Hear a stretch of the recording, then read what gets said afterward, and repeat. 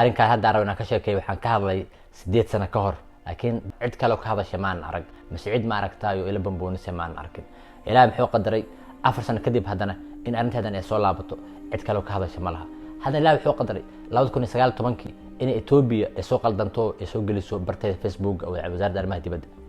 Soomaalida xogaa markaas ay kaceen hada ilaa muxuu qadaray Soomaalida dhan inay ka hadasho wax yar laakiin arrinkaas la iska iloobo laakiin maalmaha dab waxa soo badanayo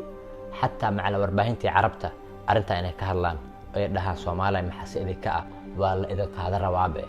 مرنيو دتكي أجانب تهدي وحي فهمين أنا جم حنودي إنا فهمنا مركو حلولية هي صومالي وحي تقانا نبكي مركو كرعو أيك على قيلس لكن نبكي مركو صوص عضو وأركت لك إسكما قبطوا يعني ما تقانوا وحلي هذا وقاية وهذا اللي يري الوقاية خير من العلاج معناها وضن كان ولا قادر وين عدها معناها وحلقة وضع كورتاج وحكي في عيه داوودة وحوا معناه هذا بيو أنت سنقصو قارنا الإسكاموسا مركنا الصوماليين يعني كورتاج ما نقانو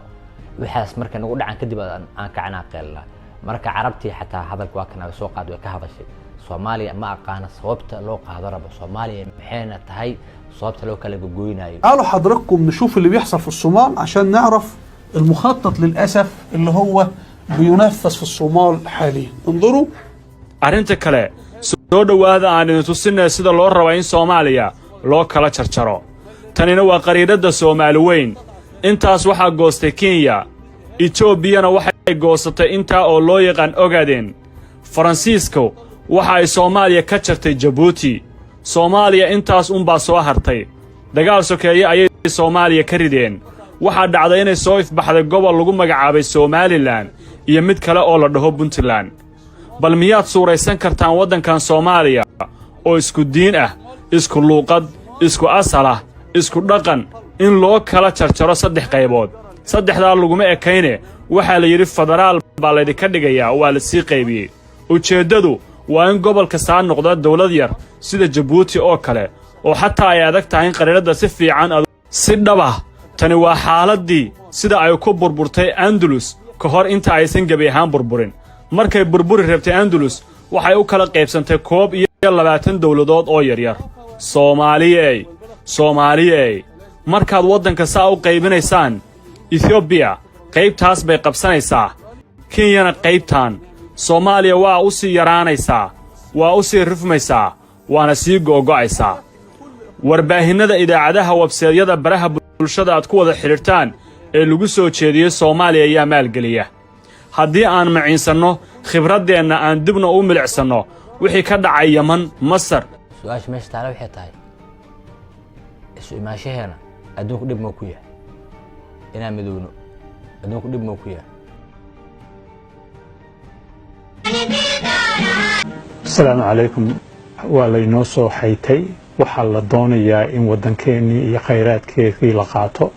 maalin walba tallaabo cusub ayaa socota oo laynagu xiniyeesiibayo ama laynagu bahdilayo Kenya waxay ku bixinaysaa wax 20 milyan oo dollar lagu qadaray inay kharashkan ku baxdo waayo waxa ka soo gali doona billions of dollars ayaa ka soo gali doona muddada faraha badan la hadii dhulkan iyadoo ay qaadato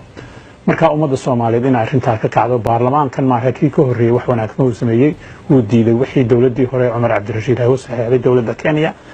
laakiin waxa weyn dadkii Soomaaliyeed la xadmoodaysan inay maanta ka seexdaan ama ha joogaan Hargeysa ha joogaan ama Muqdisho ha joogaan ama Garowe ha joogaan ama Kismaayo Baydhabo ha joogaan iyo inta u dhaxaysa marka in arrintan laga kaco weeyaan oo dawladda dab lagu shido dab wanaaga lagu shido sidii waxan loo soo dhicin lahaa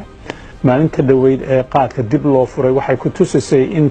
dawladda Kenya hay malmali karto qolooyinka madaxda inoo sheeganaya tanna waa la malmali karaa marka hal la tooso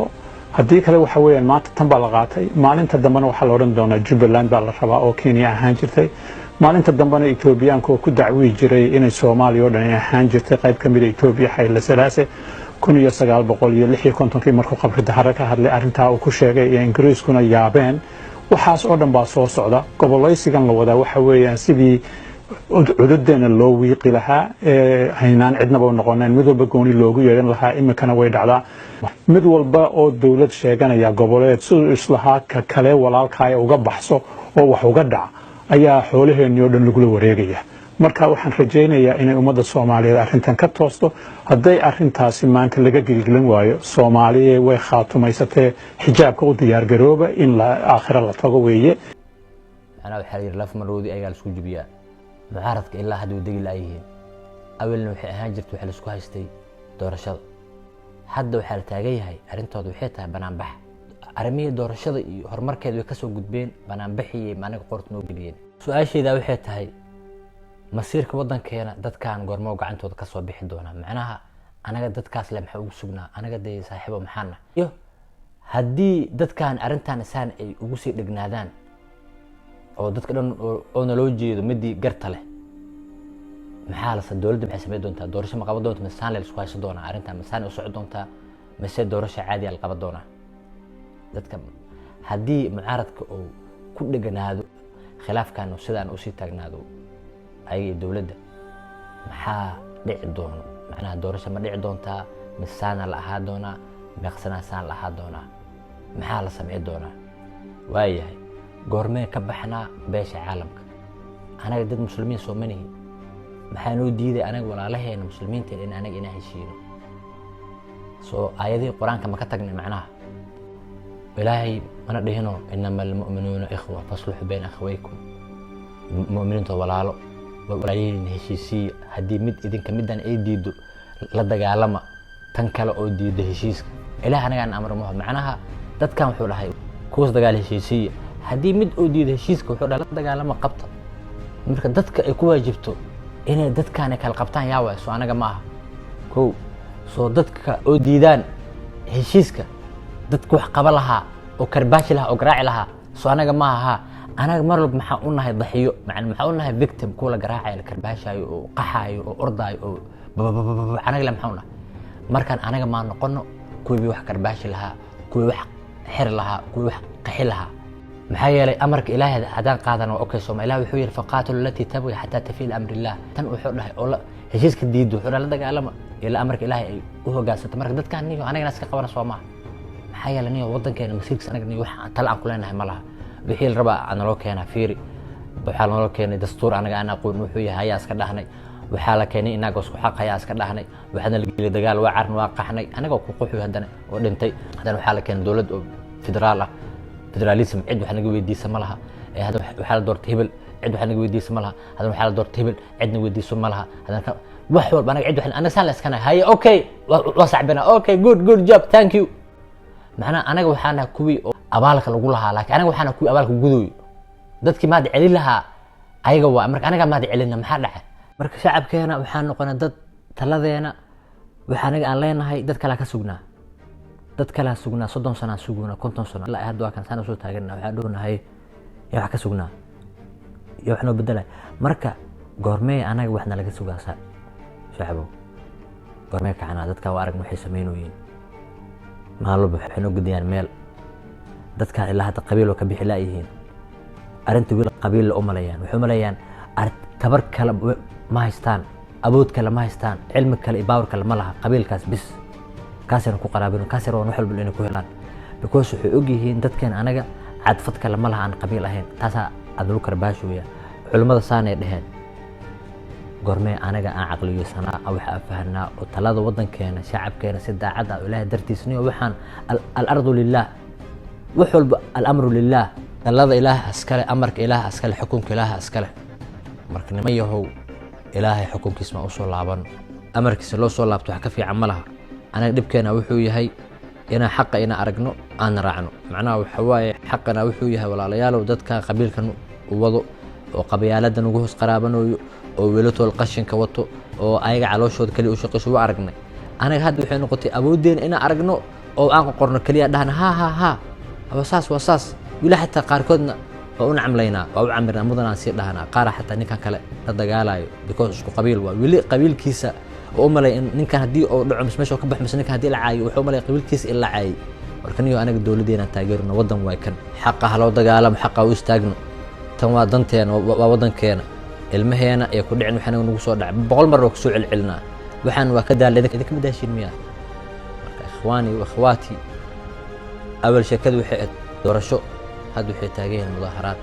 dadkaan waa aragnaa dani axmedoowe qaskeen ugu wadaan weli waa taageernaa waddankan waa la qaatay adduunka dhan wuu u jeeday in la qaadanayo because farmaajo waa ninka kaliya hortaaga waddanka qaadashay run aan isku sheegno